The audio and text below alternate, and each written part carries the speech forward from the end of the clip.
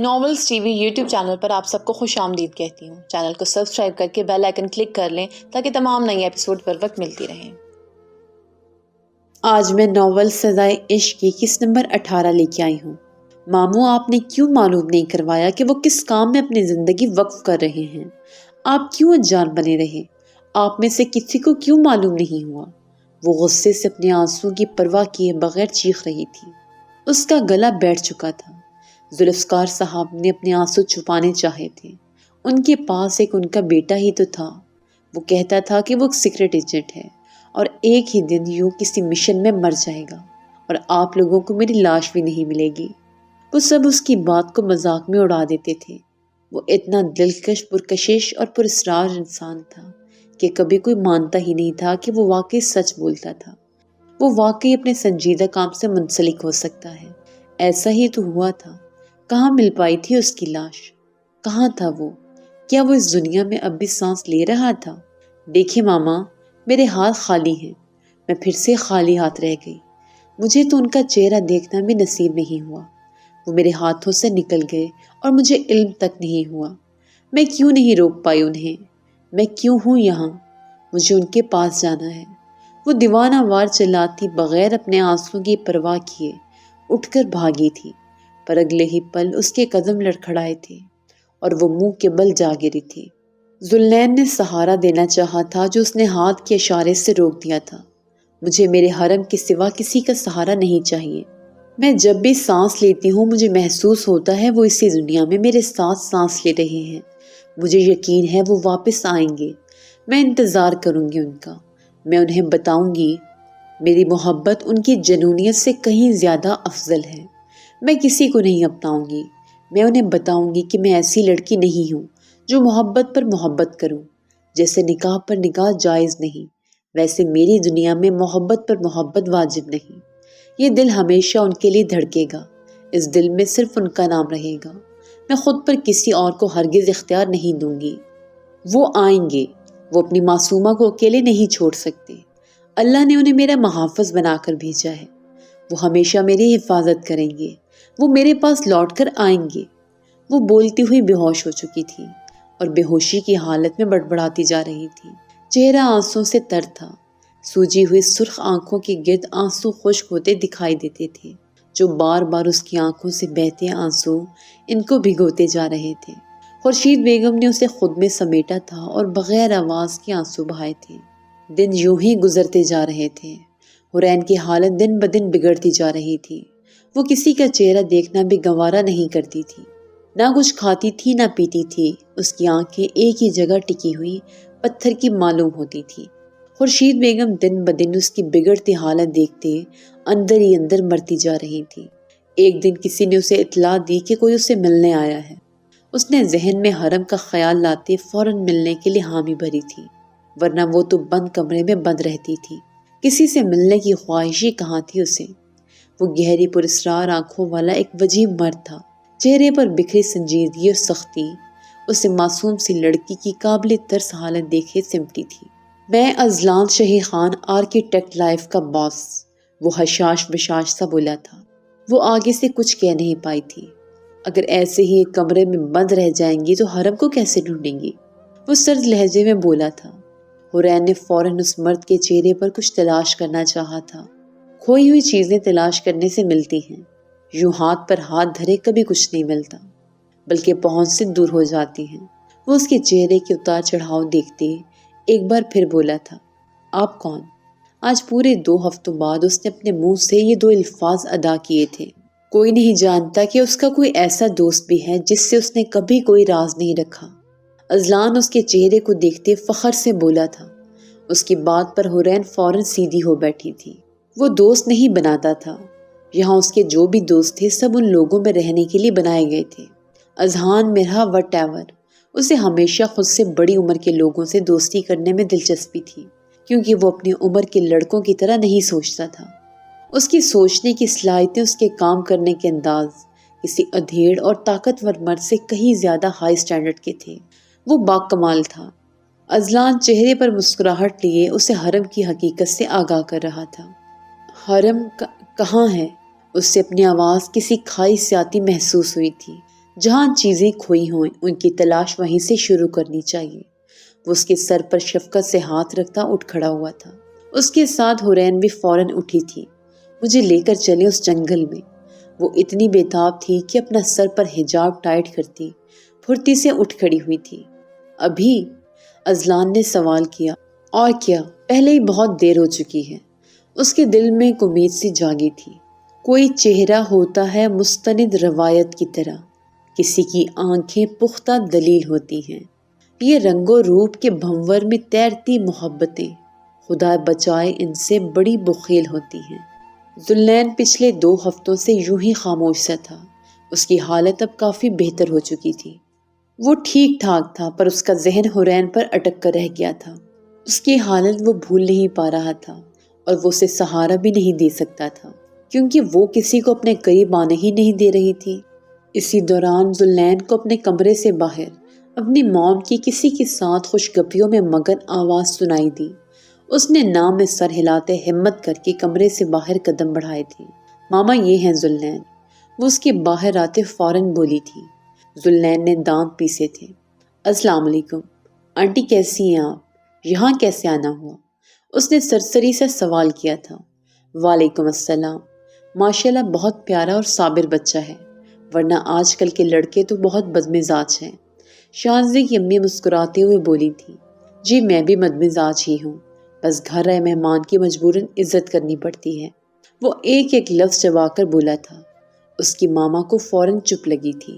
میں رشتہ لینے آئی ہوں تمہارا، شادی کرنا چاہتی ہوں تم سے، کیا تم میرے ہمسفر بننا پسند کرو گے؟ شانزی فوراً کھڑی ہوتی چہکتے ہوئے بولی تھی۔ دل آنکھوں میں دھڑک رہا تھا۔ اس کی بات سنتے ہی ذوالنین کا دماغ گھوم گیا تھا۔ آپ کو سمجھ نہیں آتی، خود کو بے مول کرنے کا اتنا شوق کیوں چڑھا ہے آپ کو؟ وہ اسے بازو سے دبوچتے گھسیٹتا وہ اپنے ساتھ سائڈ پر لے جاتا ایک ایک لفظ چبا کر بولا تھا۔ بس کرو یہ بے رخیاں جانم، اب اور نہیں سہا جاتا۔ وہ اس کے چہرے کو انگلی کی پوروں سے چھوتے بولی تھی۔ جب ذوالنین نے فوراً ہوا میں اس کا ہاتھ پکڑا تھا۔ مر جاؤں گی میں، ہاں یا نہ؟ وہ دوسرے ہاتھ سے ذوالنین کے ہاتھ میں پکڑے ہاتھ کی نبض پر چھری رکھتے جنونی لہجے میں بولی تھی۔ ذوالنین کو ایک دم فکر سی ہوئی تھی۔ اس کی خاموشی پر شانزے نے اپنے نبض پر چھری کا دباؤ بڑھایا تھا۔ چہرے پر پراسرار سی مسکراہٹ تھی۔ ذوالنین خون کے قطرے دیکھتے فوراً گڑبڑایا تھا اور جھٹکے سے دوسرے ہاتھ سے اس کا ہاتھ کھینچنے کی کوشش کی تھی، پر وہ دباؤ بڑھاتی جا رہی تھی۔ ہاں یا نہ؟ اس کی گہری سبز آنکھوں میں وحشت طاری تھی، کچھ بھی کر گزرنے کی ہمت تھی۔ ہاں ہاں ہاں، چھوڑو اب اسے۔ وہ غصے اور بے بسی کے عالم میں دھاڑا تھا۔ شانزے نے فوراً چھری کو ہاتھ سے آزاد کیا تھا۔ وہ زمین پر گرتی چلی گئی تھی۔ ذوالنین نے اس کا زخمی ہاتھ دیکھا۔ پریشان مت ہو، ڈاکٹر ہوں، پتہ ہے کہ زخم پر جان کو خطرہ ہو سکتا ہے۔ ابھی میں مکمل طور پر سیف ہوں اور خوش بھی۔ وہ اسے اپنی بتیسی دکھاتے چہک رہی تھی۔ وہ صرف اسے گھور کر رہ گیا تھا۔ تنے ہوئے جبڑے اس کے ضبط کا امتحان لے رہے تھے۔ سنو، ذوالنین نے ہمت کر کے بولنا چاہا تھا، میں کروں گا آپ سے شادی، پر ایک بات اپنے اس چھوٹے سے دماغ میں بٹھا لیں سائیکو ڈاکٹر، میرے اس دل پر صرف اور صرف ان کا قبضہ رہے گا۔ وہ میری زندگی کا نہ چاہ کر بھی حصہ ہیں۔ مجھے روز 3 گھنٹے ان کی سوچوں کے ساتھ بتانے کا وقت دے سکتی ہیں تو ٹھیک ہے، کر لو مجھ سے شادی۔ اپنے شوہر کے دل میں کسی اور لڑکی کا بسیرا برداشت کر سکتی ہیں تو کر لو شادی، پر آپ کو صرف میرے جسم پر حق ملے گا، میرے دل پر نہیں۔ وہ آخری بار اسے سب بتا رہا تھا۔ سب منظور ہے؟ عورت شیر کی گردن سے بال کھینچ کر لا سکتی ہے تو مرد کو بھی موم کر سکتی ہے۔ آپ اپنی عاشقی جاری رکھیں، مجھے میرا عشق حاصل کرنے دیں۔ وہ ہاں میں سر ہلاتا اسے قبول کر چکا تھا، یہ سوچ کر کہ مجھے میری چاہت نہیں ملی تو میں ہی کسی کی چاہت پوری کر دوں۔ پر حورین اب بھی اس کے دل میں اپنا مقام لیے بیٹھی تھی۔ کچھ لوگ چاہ کر بھی ہماری زندگی سے جدا نہیں ہو سکتے، اور لا حاصل محبتیں دل کا آسیب ہوتی ہیں، وہ کہاں بھول پاتی ہیں۔ سرخ والوں کو نہیں جچیں گے ہم مانند سیاہ گلاب لوگ۔ وہ بہت بے صبری سے منتظر تھی، باہر کو بھاگتے منظر کو دیکھ رہی تھی۔ اذلان نے ایک نظر اس کے مرجھائے چہرے پر ڈالی تھی، اسے بے اختیار ہی اپنی حالت نظر آئی تھی۔ جب وہ اشنال کو خود سے الگ کر کے آیا تھا۔ اس نے جلدی سے آنکھیں میچھی تھی۔ کچھ ہی دیر بعد اسی گھر کے سامنے ازلان نے گاڑی روکی تھی۔ وہاں صرف خاک تھی۔ سامنے دیکھتے ہی حورین کپ کپا کر رہ گئی۔ اس کی آنکھوں کے سامنے پھر سے وہ منظر گھوما تھا۔ بے اختیار ہی اس کی آنکھوں سے آنسو بہنا شروع ہو گئے تھے۔ وہ یہاں آ تو گئی تھی، پر اب اسے گاڑی سے باہر قدم نہیں نکالے جا رہے تھے۔ کچھ دیر یوں ہی سامنے دیکھنے کے بعد اس نے لمبا سانس خارج کیا اور گاڑی سے باہر نکلی۔ اس کے قدم لڑکھڑا رہے تھے۔ ازلان اس کی ایک ایک حرکت نوٹ کر رہا تھا۔ وہ لرزتے قدموں کے ساتھ اس گھر کے قریب پہنچی تھی۔ آگ کی بو اس کے ناک کے نتھنوں سے ٹکرائی تھی۔ اس نے ازلان کو کسی سے بات کرتے سنا تھا، پر مکمل طور پر اگنور کر گئی۔ اسے کیا لینا دینا تھا؟ اس انسان کی زندگی سے وہ ہارے ہوئے قدم لیے اس گھر کے پاس پہنچی۔ ایک دیوار کے سوا وہاں اس گھر کی کوئی دیوار بھی نہیں بچی تھی، تو وہ کیسے بچ سکتا تھا؟ اس نے مڑ کر ازلان کو دیکھا۔ تلاش کرو، میرے چہرے پر کچھ نہیں ہے، یہاں تو صرف سیاہی ہے۔ ابھی وہ بول ہی رہی تھی کہ اس کے دماغ میں ایک جھماکا سا ہوا۔ سیاہ رنگ، مجھے لگتا ہے میں سیاہ رنگ سے ان کو ڈھونڈ سکتی ہوں۔ اس کی بات سنے فوراً ازلان کے چہرے پر مسکراہٹ بکھری تھی۔ شاید ڈھونڈ لو، اگر وہ زندہ ہو تو، وہ سرد لہجے میں بولتا اس کے چلتے قدم ایک بار پھر روک چکا تھا۔ وہ زندہ ہیں، وہ ایک ایک لفظ چبا کر بولتی پر اعتماد لہجے میں بولی تھی۔ اس نے جھاڑیاں ہٹاتے آگے قدم بڑھائے تھے۔ جب وہ زمین پر پڑے کچھ کانٹوں میں الجھ کر رہ گئی۔ اس نے جھک کر جیسے ہی اپنا پاؤں اس کانٹے سے رہا کروانا چاہا تو ساتھ ہی اسے سیاہ مرجھایا ہوا گلاب دکھائی دیا۔ اس نے جلدی سے وہ سیاہ گلاب اپنی ہتھیلی میں لیا اور اسی سیدھ میں اپنی آنکھوں کو حرکت دی۔